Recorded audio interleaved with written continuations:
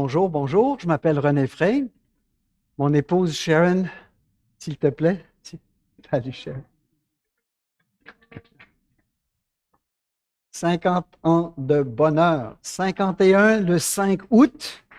Donc, gloire à Dieu. Gloire à Dieu.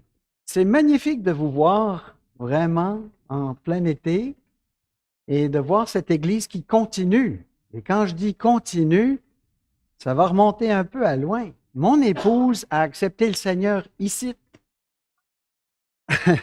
en 1960. Elle avait 8 ans. C'était le pasteur Urtubise qui était à ce moment-là en train d'aller dans les rangs avec sa Volkswagen, son autobus Volkswagen, pour aller ramasser les enfants à Nitro, qui est maintenant Saint-Timothée, et qui est devenu Valleyfield. Mais son père, qui avait fait des études en chimie, il travaillait pour je pense que c'est CIL, je ne sais pas, il faisait de la chimie à Nitro, le nom le dit tout. Et c'était un soir où c'était la table du Seigneur. Donc, elle a compris l'Évangile à l'âge de 8 ans en voyant les chrétiens prendre le pain qui est rompu et la coupe qui signifie la mort et le versement du sang de notre Seigneur Jésus-Christ. Et à l'âge de 8 ans, elle a accepté le Seigneur. Moi aussi, mais en Suisse. Et puis, mon père a été pasteur à Rosemont. Ensuite, je le suis devenu pendant 35 ans. Nous sommes allés ensuite à l'église de Saint-Léonard pour lancer cette œuvre-là. Et maintenant, nous sommes membres à Rivière-des-Prairies. Et nous lançons à Ville d'Anjou. Alors, j'ai laissé ici, sur la table, la même table qu'Edgar est assis.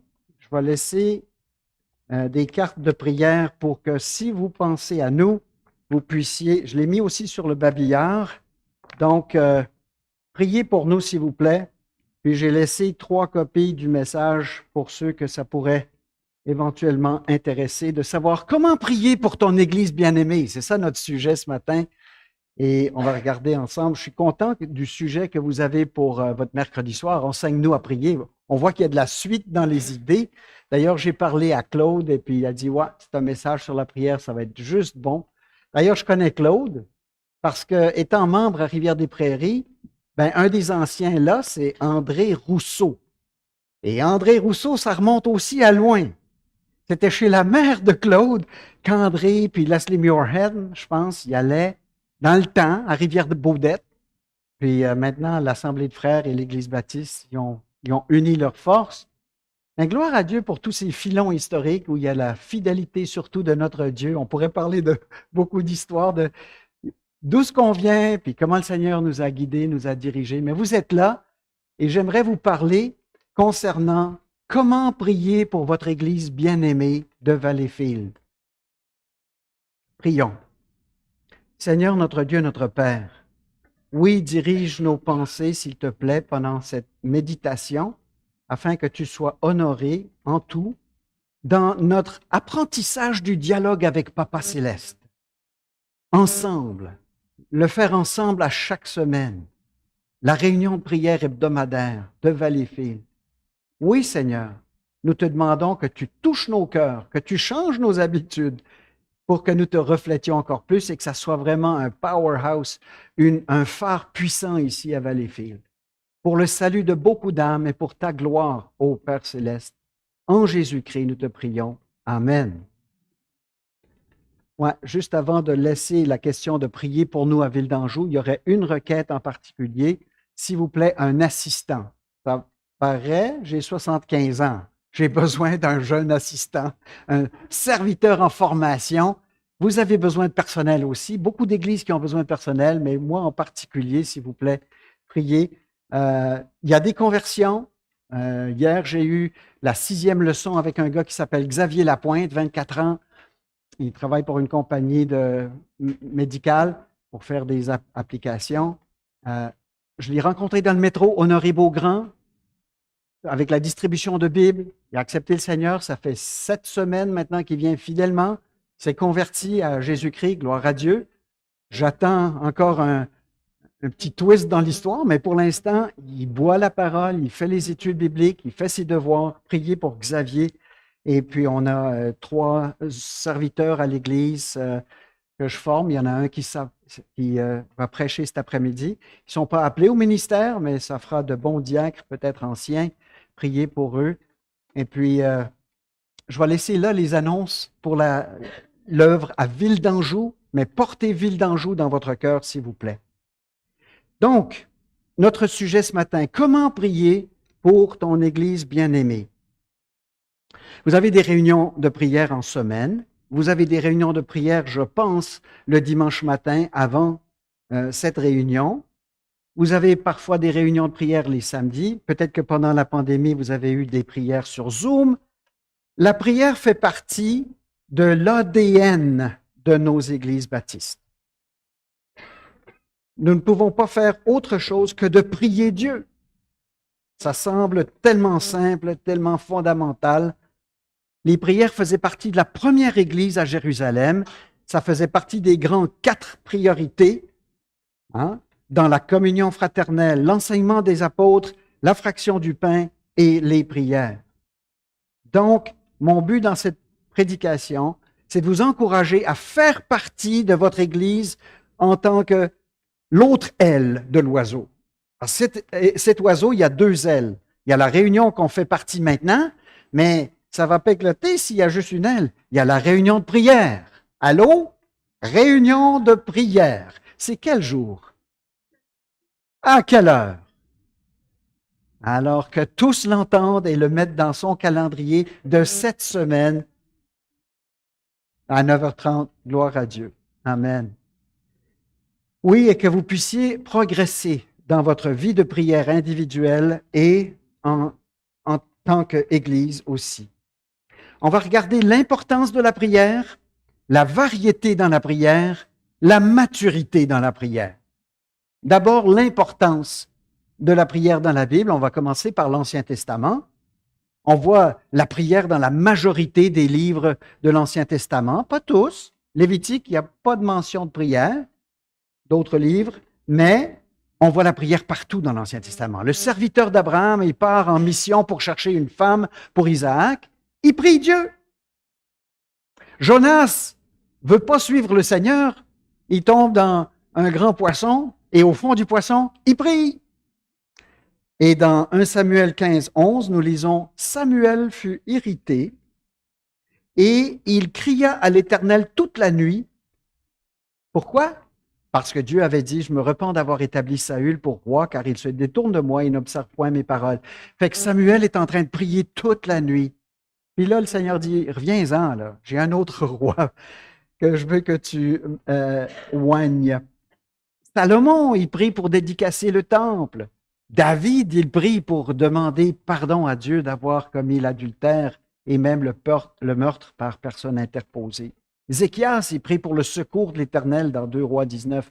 Néhémie, il prie pour un long voyage de Babylone jusqu'à Jérusalem pour rebâtir les murs.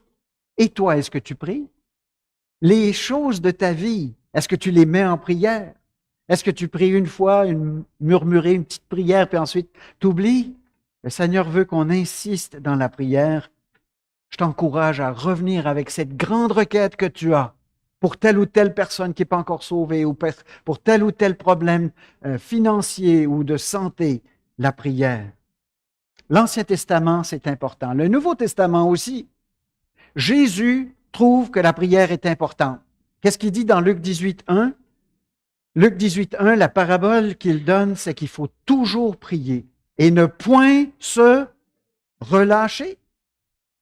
Si Jésus dit ça et qu'il le démontre par sa démarche de prière souvent il se levait tôt le matin puis allait dans un endroit désert pour parler à son Père. C'est ça la prière, c'est le dialogue avec Papa Céleste. Jésus a enseigné à ses disciples comment prier. Il a enseigné le Notre Père. Il n'a pas seulement enseigné sur la prière, il priait en groupe avec ses disciples, notamment sa longue prière dans la chambre haute dans Jean chapitre 17. Et aussi, vous en rappelez, avec les 3 Pierre, Jean, Jacques dans le jardin de Gethsémani, mais eux, ils tombent endormis. On a besoin de se ressaisir, de regagner la vie de prière. Jésus est l'exemple parfait de prière et nous voulons lui ressembler. C'est surtout l'évangéliste Luc qui a une chronique des prières de Jésus. Dans l'évangile de Luc, dans 3,21, on voit Jésus qui priait pendant son baptême. Je disais à Sharon dans la voiture, « Hey, ce serait bon pendant les baptêmes qu'on voit aussi la même chose que Jésus faisait. » Jésus priait et les cieux se sont ouverts. Ben, pendant les baptêmes, on n'a pas l'habitude de demander aux gens de prier eux-mêmes. On fait prier pour eux. Mais ce serait le fun des fois qu'on demande, « Puis toi maintenant, tu es tout dégoulinant d'eau, mais est-ce que tu veux prier? » Peut-être qu'il y en a qui ne voudront pas, peut-être qu'il y en a qui voudront. La prière, c'est important pour Jésus. Il priait lors de son baptême. Il a passé toute la nuit sur les collines en prière avant de choisir 12 apôtres. Il n'y a rien de plus important que ton personnel d'Église. Priez pour le personnel de l'Église. Après la guérison du lépreux, Jésus se retire dans le désert et il prie dans Luc 5,16. Et c'était à l'imparfait. Il se retirait et priait. Ça, c'est important. Ça veut dire que ça continuait. Il avait l'habitude de prier. Il se retirait régulièrement et priait régulièrement. C'était son habitude. Il y a des bonnes habitudes, puis il y a des mauvaises habitudes. Cette semaine, prenez une bonne habitude. Chassez une mauvaise habitude. Jésus priait seul à l'écart lorsqu'il a demandé aux disciples, « Qui dit-on que je suis? » Et cette prière où il était à l'écart et la discussion, ça précède la transfiguration.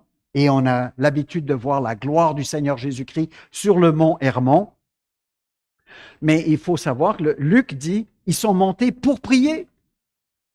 Et c'est marqué encore en plus qu'il fut transfiguré en priant. Luc, il est vraiment l'évangéliste qui note les prières de Jésus dans 9,29, 9,28 et 9,29 dans Luc. Et Jésus a prié pour Simon afin que sa foi ne défaille point, dans 22, 32. Et c'est seul Luc qui nous dit que Jésus a prié pour ceux qui le crucifiaient. Imaginez, à l'article de la mort, il est en train de prier pour ses persécuteurs. Et il remet son esprit entre les mains du Père. La prière est importante pour Jésus, mais elle est aussi importante pour les apôtres. L'Église est née dans la prière, on l'a dit. Dans Actes 1,14, tous d'un commun accord persévéraient dans la prière. Ce matin, je parle à tous d'un commun accord ici. Mais qu'est-ce qui va arriver mercredi soir? Serez-vous là? Tous d'un commun accord dans l'Église de Jérusalem priaient d'un commun accord. C'est une importante réunion de l'Église. Dans Actes 2, 41 et 42, on l'a dit, ils étaient ensemble pour 4 choses. L'enseignement des apôtres, il faut prendre des cours, il faut écouter les sermons, il faut avoir de l'édification, lire de bons livres. Mon ami François Réaume, il lit ces temps-ci un livre sur l'apôtre Paul par Charles Swindoll. Tu l'as-tu, là, juste le lever, là? Es-tu bon, François? Incroyable. Bon. Hey. J'ai rencontré François à Ville d'Anjou, puis là, il a déménagé à Valleyfield. Priez pour lui, priez pour Joanne, et priez pour sa bonne lecture. Et peut-être que vous allez lui demander, c'est quoi ton livre? Il faut qu'on se forme dans l'enseignement des apôtres, c'était la première. Mais la deuxième, la communion fraternelle. Un bon café, un barbecue, je vois que vous allez avoir du maïs bientôt. C'est bon. Mais il y a aussi la fraction du pain. Soyez là, on va le prendre tantôt. Et puis, la réunion de prière. Est-ce que je peux le souligner assez dans votre calendrier? Si vous n'avez pas pris l'habitude, qu'est-ce que vous faites ce mercredi soir? C'est quoi le feuilleton que tu vas fermer? C'est quoi le cinéma que tu ne vas pas aller? C'est quoi l'activité que tu vas mettre de côté pour être à la réunion de prière? Les leaders de l'Église priaient constamment. Pierre et Jean montaient ensemble au temple à l'heure de la... C'est là qu'ils ont rencontré un boiteux. C'est là qu'ils ont fait entrer quelqu'un dans le royaume du Seigneur en guérissant non seulement sa plaie, ou du moins sa maladie, mais en guérissant son âme, en lui portant attention. Les leaders de l'Église prient dans Actes 6,4. Nous continuerons à nous appliquer à la prière et au ministère de la parole. Il y en a qui doivent servir aux tables, mais tous ensemble, nous devons aussi prier. L'Église priait pour la libération de Pierre. Il était en prison. fallait qu'on se réunisse pour prier.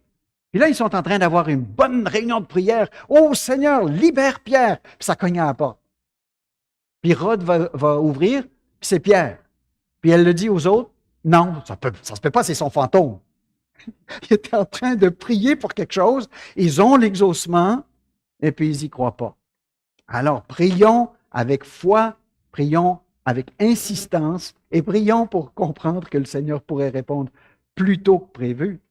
Paul exhorte l'Église de Rome, persévérer dans la prière. Romains 12, 12.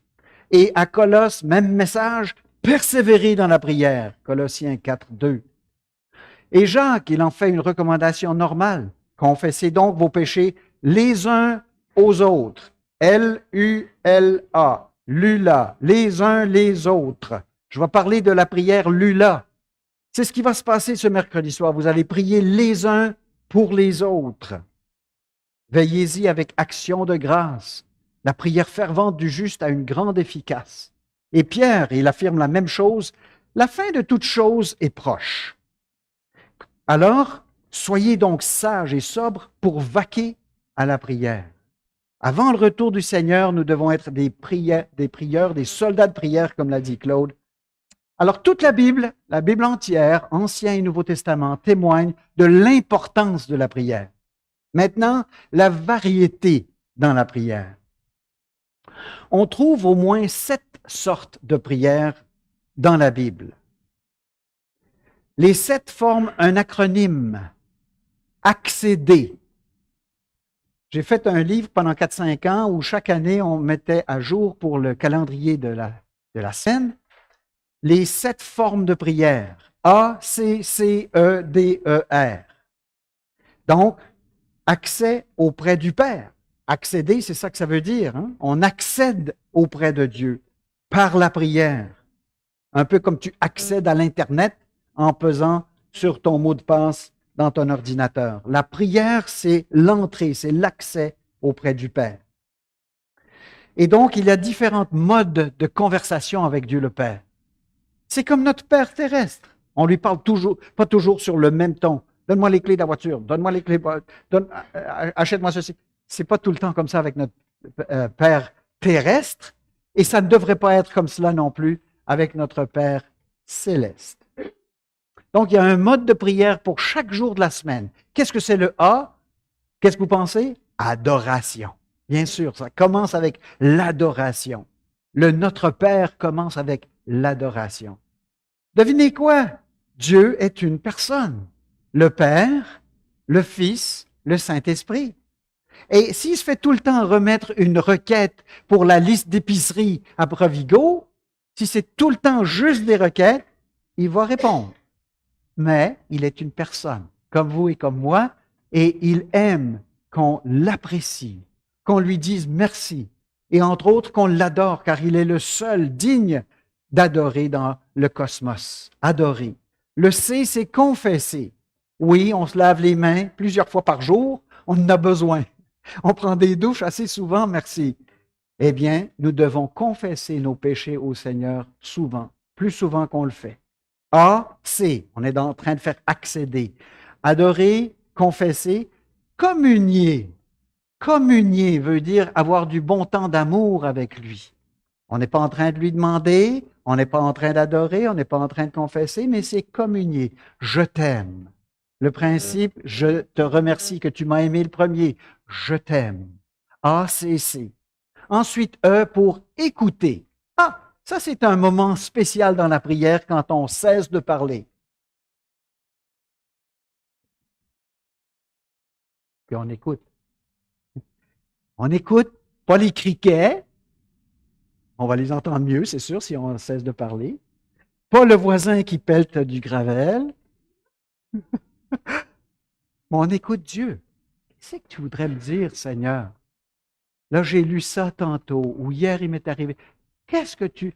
Et pas juste de rebondir les événements sur l'écran du cinéma de ma pensée, mais de demander à Dieu, qu'est-ce que tu veux me dire par les événements qui se passent dans ma vie? J'écoute.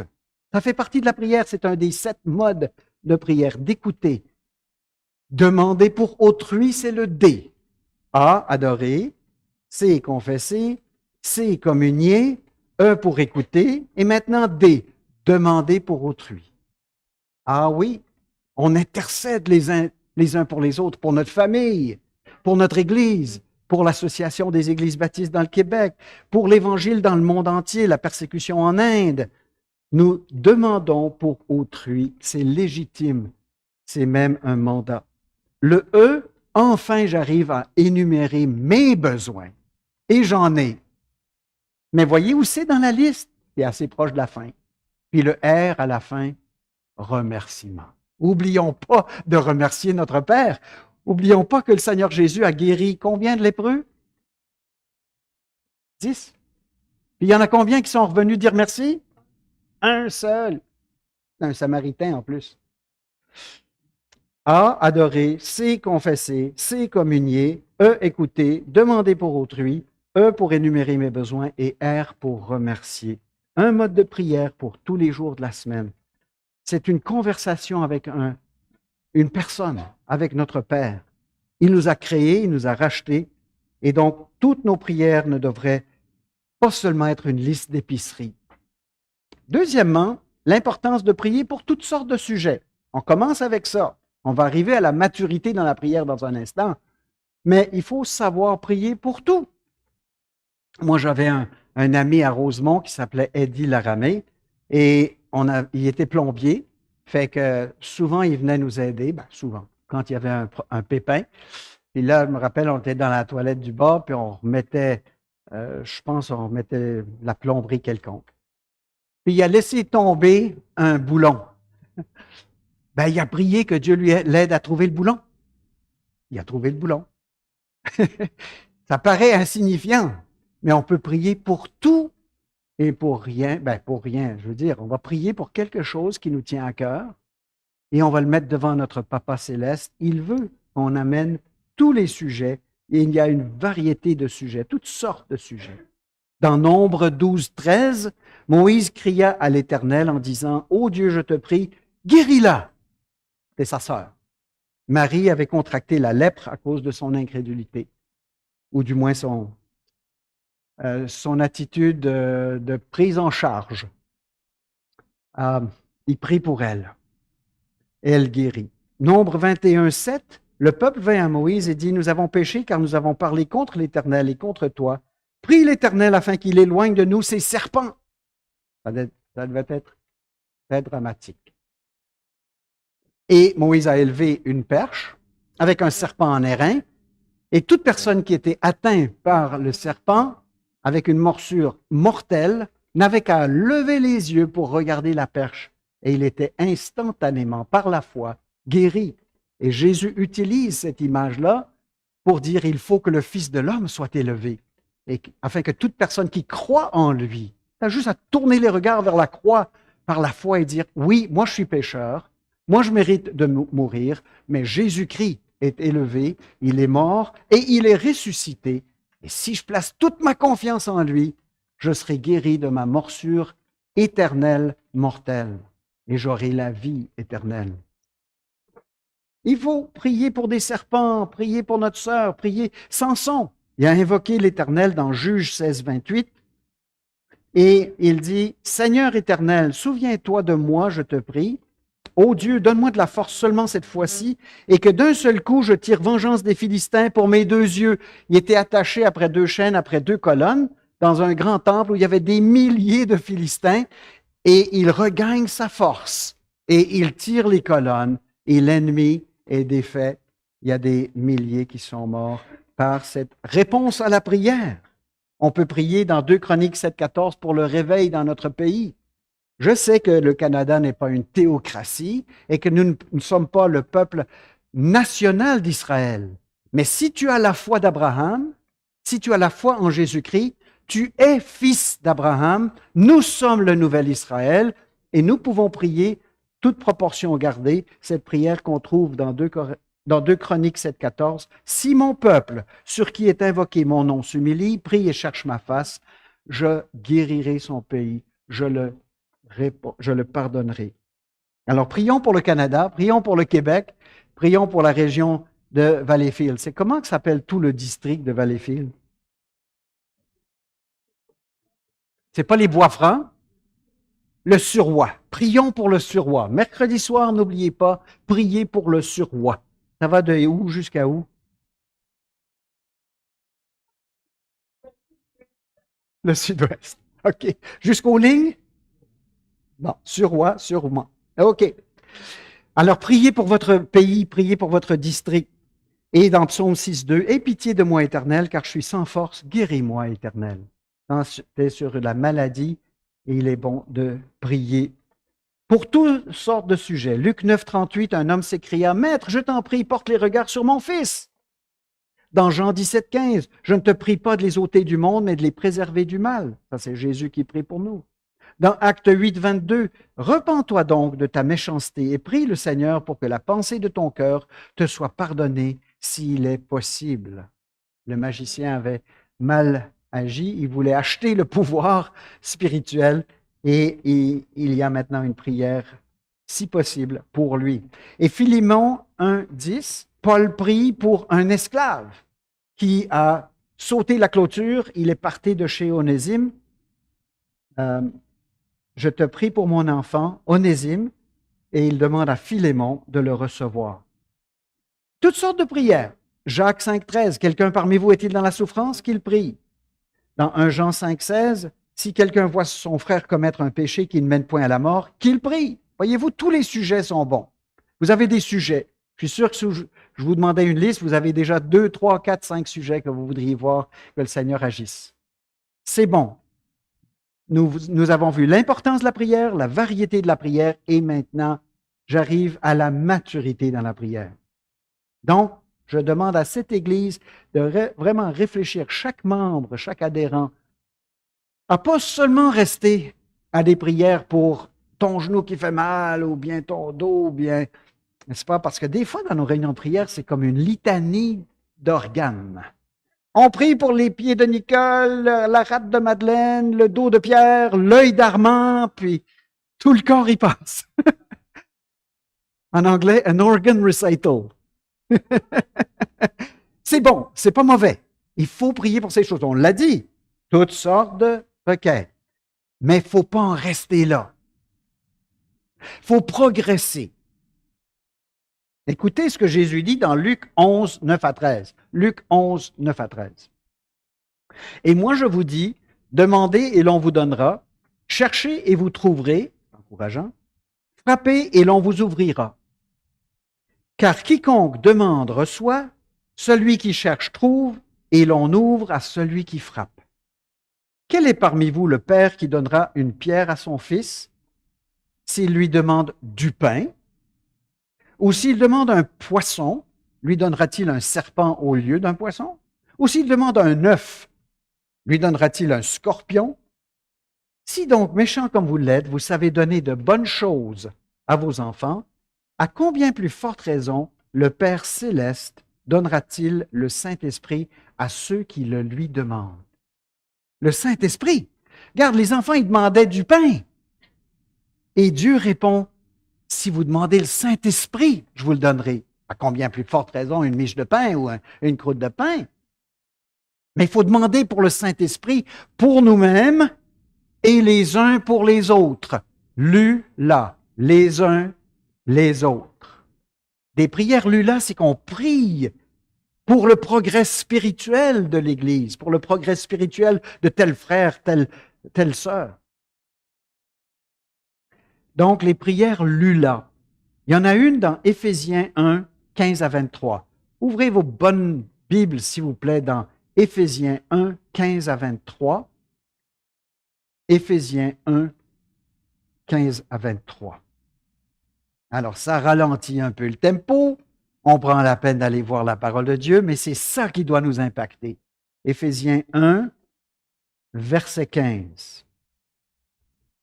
C'est pourquoi moi aussi, ayant entendu parler de votre foi au Seigneur Jésus et de votre charité pour tous les saints, je ne cesse de rendre grâce pour vous, faisant mention de vous dans mes prières, afin que le Dieu de notre Seigneur Jésus-Christ, le Père de gloire, vous donne un esprit de sagesse et de révélation dans sa connaissance, qu'il illumine les yeux de votre cœur pour que vous sachiez quelle est l'espérance qui s'attache à son appel, quelle est la richesse de la gloire et de son héritage qu'il réserve aux saints, et quelle est envers nous qui croyons l'infinie grandeur de sa puissance se manifestant avec efficacité par la vertu de sa force. Ouf! Ça paraît comme du langage religieux. C'est juste des paroles, l'une après l'autre. C'est pas « Seigneur, guéris tante Mathilde ».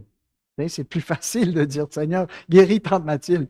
Mais ici, il demande la sagesse, il demande la plénitude, il demande l'illumination, il demande la gloire de son héritage. C'est ça qu'on doit aussi prier. C'est une étape de maturité les uns pour les autres. Je dois prier pour que la foi de Claude puisse grandir. Il peut prier que, oui, on puisse s'implanter à Ville d'Anjou, mais que ma foi grandisse aussi. On prie les uns pour les autres dans une église. On prie Lula. Les 4 grandes requêtes de cette prière qu'on vient de lire, sagesse, certitude de votre espérance, connaissance de votre héritage qui s'en vient et conscience de la grande puissance qui est à ta disposition. Grande puissance. Regardez le verset 20. Quel genre de puissance qui est à ma disposition? Il l'a déployé, féminin, en Christ. Qu'est-ce qu'il a déployé en Christ? La puissance qui est disponible à moi. Et en le ressuscitant des morts. Cette grande puissance qui permet à Dieu de ressusciter son Fils du tombeau est maintenant dite disponible pour les chrétiens. Et Paul est en train de prier que tu sois conscient que cette grande puissance est disponible pour tous les combats de ta journée, pour la victoire sur le péché, pour la foi de continuer à prier pour ce fils errant, pour un parent qui a besoin du Seigneur. C'est une grande puissance qui est disponible pour toi. Il y a quelque chose qui bloque entre toi et ton époux, toi et ton épouse, toi et tes enfants, toi et ton patron. Il y a une grande puissance qui est disponible.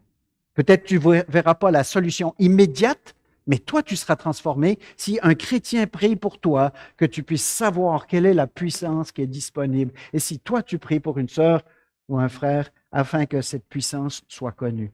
Il y a une deuxième prière comme ça, une prière Lula. Je les appelle les prières Lula. Éphésiens 3, 14 à 21. Éphésiens 3, 14 à 21. À cause de cela, je fléchis les genoux devant le Père, duquel tire son nom toute famille dans les cieux et sur la terre, afin qu'il vous donne, selon la richesse de sa gloire, d'être puissamment fortifiés. Et je vais prier maintenant pour cette Église, afin que vous soyez puissamment fortifiés. Et, par son esprit, dans l'homme intérieur. Pas seulement pour le corps quand vous avez une maladie, en sorte que Christ habite dans vos cœurs par la foi. Mais c'est une affaire de degré. Christ habite dans ton cœur depuis que tu as accepté Jésus-Christ.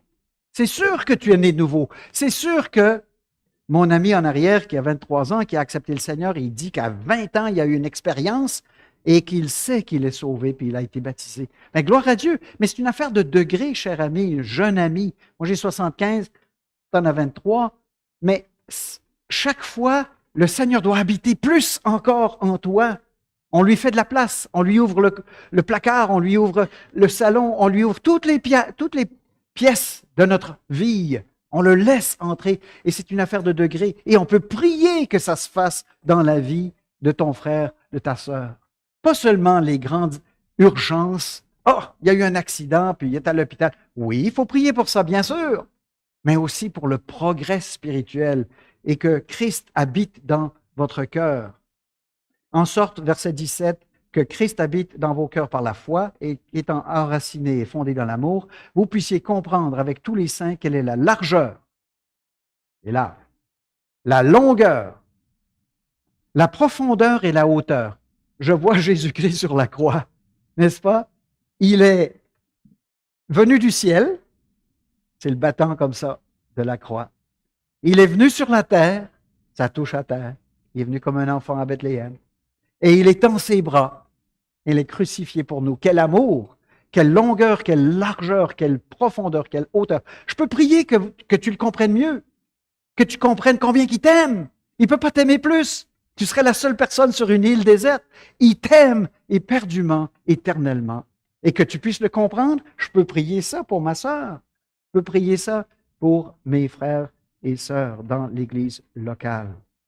Et il dit, et connaître l'amour du Christ qui surpasse toute connaissance en sorte que vous soyez remplis jusqu'à toute la plénitude de Dieu. Priez ça ce mercredi soir pour un des frères dans l'Assemblée. Or, à celui qui peut faire par la puissance qui agit en nous infiniment au-delà de tout ce qui nous demandons ou pensons, à lui soit la gloire dans l'Église.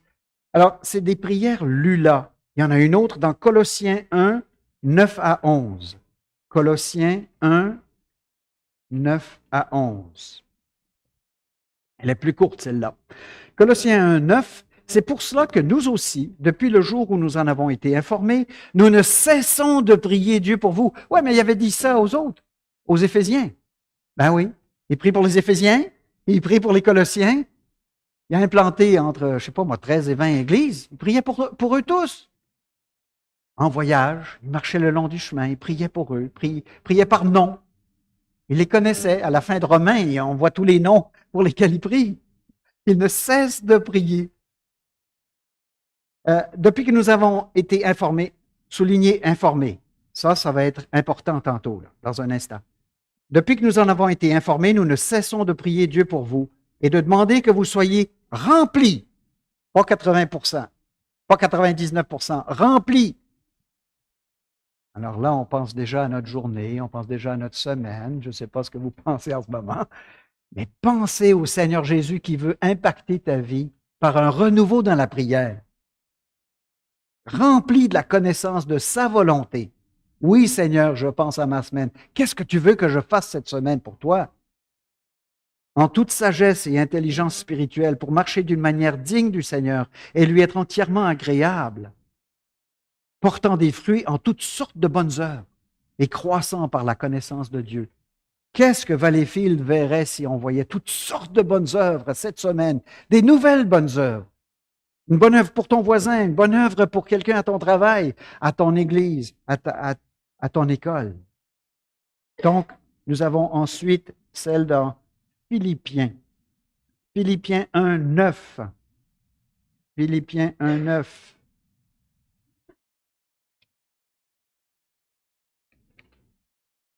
Philippiens 1, 9 qui dit, et ce que je demande dans mes prières, c'est que votre amour augmente de plus en plus en connaissance et en pleine intelligence. Voilà ce que je disais concernant notre jeune frère tantôt, c'est que votre amour doit continuellement grandir. Le Seigneur nous a sauvés, mais on n'est pas statique. On doit avancer dans la vie spirituelle. Je dois faire des progrès. C'est ça qui réjouit l'apôtre. C'est ça qui réjouit votre corps pastoral, vos anciens. Ils se réjouissent quand ils vous voient faire des pas d'avance, des progrès dans votre foi. Et ça commence dans la prière. Ici, Paul prie pour eux que votre amour augmente de plus en plus en connaissance et en intelligence. Pourtant, les Philippiens, ils aimaient Paul. Il y avait déjà un grand amour pour lui. C'est Lydie qui avait accueilli Paul, la première, près d'une rivière. Il y avait une réunion de prière pour des Juifs. Paul s'y est joint.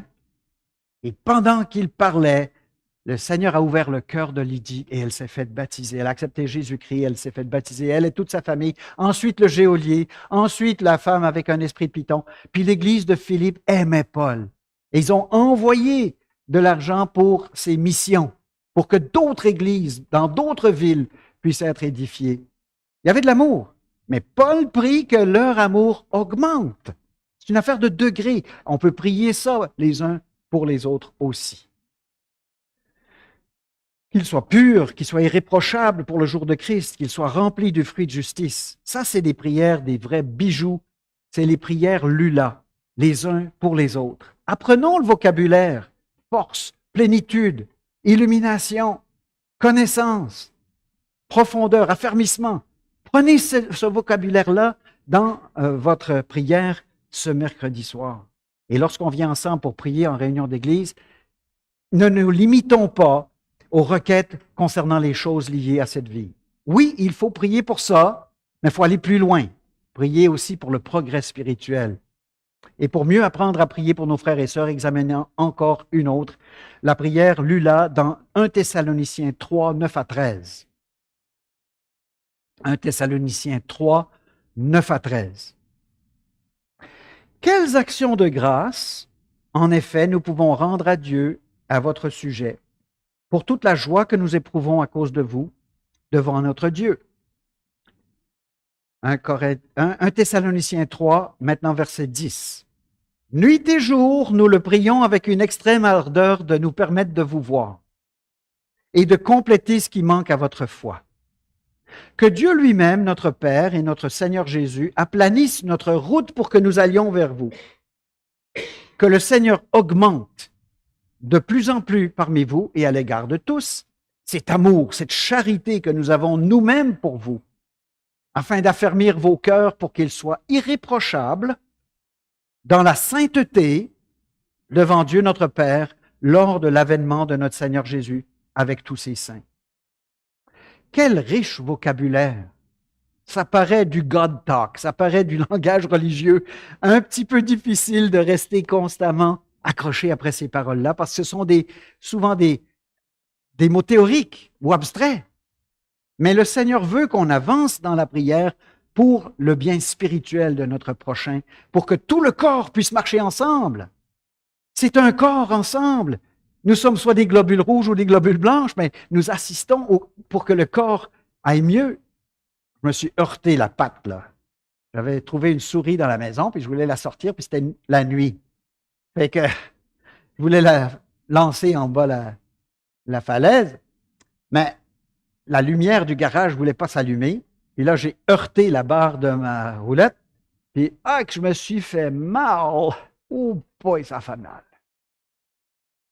Mais les globules rouges et les globules blanches sont là, en train de faire leur travail. C'est ça un corps. On s'entraide, on est tricoté serré, on est ensemble. Qu'est-ce que tu vas faire ce mercredi soir? Ta place est ici, frère. Ta place est ici, sœur, pour qu'on prie ensemble le Seigneur pour le corps, pour le bien-être et le progrès spirituel du corps. Alors, regardons ces deux aspects dans 1 Thessaloniciens 3. Au verset 9, il y a une action de grâce.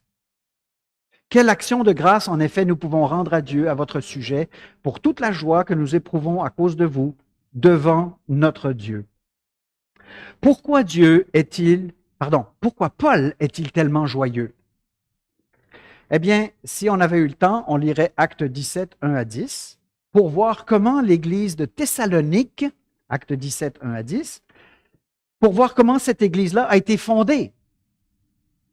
Devinez quoi? 3 sabbats ont suffi pour qu'une Église soit fondée à Thessalonique. C'est incroyable. Alors, Paul avait une méthode. Il allait tout le temps d'abord à la synagogue, et là, il disait « Jésus est le Messie ». Et il sortait les prophéties de l'Ancien Testament pour montrer que Jésus est le Messie. Et ça suscitait 2 réactions. Les uns disaient « Ah oui, c'est vrai, on adore le Dieu Jéhovah, il nous a donné les 10 commandements, il nous a aussi donné des prophéties qu'il y aurait une nouvelle alliance, et que la nouvelle alliance serait par celui qui allait souffrir, qui allait donner sa vie pour nos iniquités. » Ben trop vrai. Ah, Jésus est venu. Merci Paul. Et il suivait la nouvelle voie. Mais il y a toute une coterie qui restait attachée à leur tradition judaïque et qui restait pris dans l'hébraïsme et qui s'opposait à Paul et qui même lapidait Paul pour qu'il doive partir après 2 semaines et demie. Mais il y avait une église qui restait à Thessalonique. Et là, l'apôtre Paul, il se réjouit, même des persécutions, parce qu'il est consolé et même il est extatique dans ces versets ici. Pourquoi? Parce que, verset 3, personne n'a été ébranlé dans sa foi. Réjouissez-vous de ceux qui continuent. Moi, je vois mon ami Edgar qui est juste ici en avant. Ça fait des années, ça fait des dizaines d'années qu'on se connaît. Puis il est là. Et c'est le Seigneur qui l'a tenu par sa main puissante. N'est-ce pas? Le Seigneur nous tient et on peut se réjouir pour ceux qui continuent année après année et qui persévèrent dans la foi. Verset 3. Verset 5. Pourquoi est-ce qu'il se réjouit? Parce que personne n'a succombé aux tentations de Satan. Oh, ça ne veut pas dire qu'on est rendu parfait. On a encore des chutes ici et là, mais de moins en moins. Et on se repent plus vite. Puis on se morfond plus sur notre péché. On sent qu'on est une pompe à péché, mais qui a besoin d'être fermé le robinet. Ou du moins, comme quelqu'un qui priait dans une réunion de prière. Ô Seigneur, je te demande que tu ôtes les toiles d'araignée dans ma vie. Et semaine après semaine, la personne priait, ô Seigneur, ôte les toiles d'araignée dans ma vie. Tu l'as déjà entendu, celle-là? Puis il y a une sœur ensuite qui a dit, ben, Seigneur, que tu puisses tuer l'araignée dans sa vie. Oui, c'est ça. On n'a pas succombé aux tentations de Satan, ou du moins on est revenu de notre péché. Et on demande la prière des autres. S'il faut, on confesse notre péché. Pourquoi est-ce qu'il se réjouit, verset 6 maintenant? Bonne nouvelle de leur foi et de leur charité. Pourquoi il se réjouit au verset 7? Il désire voir l'apôtre Paul. Et verset 8, il demeure ferme dans le Seigneur. Tout ça, c'est des actions de grâce. Mais devinez quoi? Pour qu'il y ait ces actions de grâce, le petit mot « informer ». Il a envoyé Timothée pour s'informer. Il s'informe de ces églises. Tout comme dans une église locale, on doit s'informer les uns des autres. On doit garder le WhatsApp, le texto, le courriel, le téléphone, ou encore mieux, va donc cogner à la porte de ton voisin. Va le voir, informe-toi, demande-lui comment tu peux prier pour lui. Les prières lues là, on arrive à la conclusion, c'est que nous avons ici la requête dans 1 Thessaloniciens. Qu'est-ce qu'on a dit, 1 Thessaloniciens 3? Nuit et jour, nous le prions d'une extrême ardeur de nous permettre de vous voir. Deuxièmement, complétez ce qui manque à votre foi. Alors, l'apôtre Paul pouvait compléter ce qui manquait à la foi des autres parce que c'était un apôtre. Il était revêtu de l'autorité du Saint-Esprit pour le faire normativement. Dans notre petite façon, nous pouvons compléter ce qui manque à la foi des autres. Ce n'est pas normatif, one size fits all. J'ai l'inspiration du Saint-Esprit, je sais ce qui te manque, mais on peut deviner intuitivement, savoir que telle ou telle chose dans la vie de l'autre, on peut prier pour cela. Et nous pouvons, en quelque sorte, compléter la foi les uns des autres.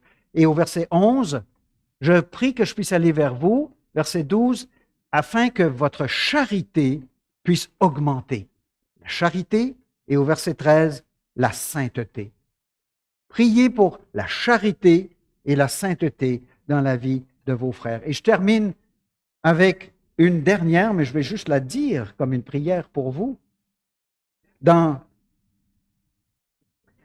2 Thessaloniciens, 2 Thessaloniciens, chapitre 1, versets 11 et 12. Est-ce que vous avez la version Louis II avec vous, 1910? Ceux qui l'ont, lisez avec moi à haute voix, s'il vous plaît. Deuxième épître de Thessaloniciens, chapitre 1, versets 11 et 12. Donc, 2 Thessaloniciens, chapitre 1, versets 11 et 12. Lisons-le ensemble, s'il vous plaît.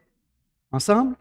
C'est pourquoi aussi nous prions continuellement pour vous, afin que notre Dieu vous juge digne de la vocation et qu'il accomplisse par sa puissance tous les desseins bienveillants de sa bonté et l'œuvre de votre foi, pour que le nom de notre Seigneur Jésus soit glorifié en vous et que vous soyez glorifiés en lui, selon la grâce de notre Dieu et du Seigneur Jésus-Christ.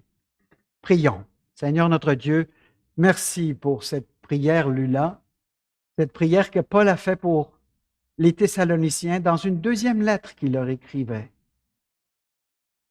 Et il priait constamment pour qu'ils soient remplis de toute la plénitude de l'amour de Dieu. Il priait pour qu'il y ait une sainteté profonde qui s'installe dans la vie de chacun. Il priait pour l'unité, il priait pour l'affermissement, il priait pour l'avance de l'Évangile dans tout le district. Ô Père Céleste, fais-le ici à Valleyfield, je te prie, que ton Saint-Esprit descende et remplisse chacun de mes frères et sœurs ici, et fais un changement dans la prière, Seigneur, que chacun se ressaisisse tôt le matin tout seul, avec le partenaire, l'époux, l'épouse, avec la famille, à tout moment personnellement, mais aussi corporativement, ce mercredi soir. Oui, Seigneur, touche cette Église. Dirige cette Église. Produis l'amour et la sainteté au nom du Seigneur Jésus-Christ qui vit et qui règne au siècle des siècles. Amen.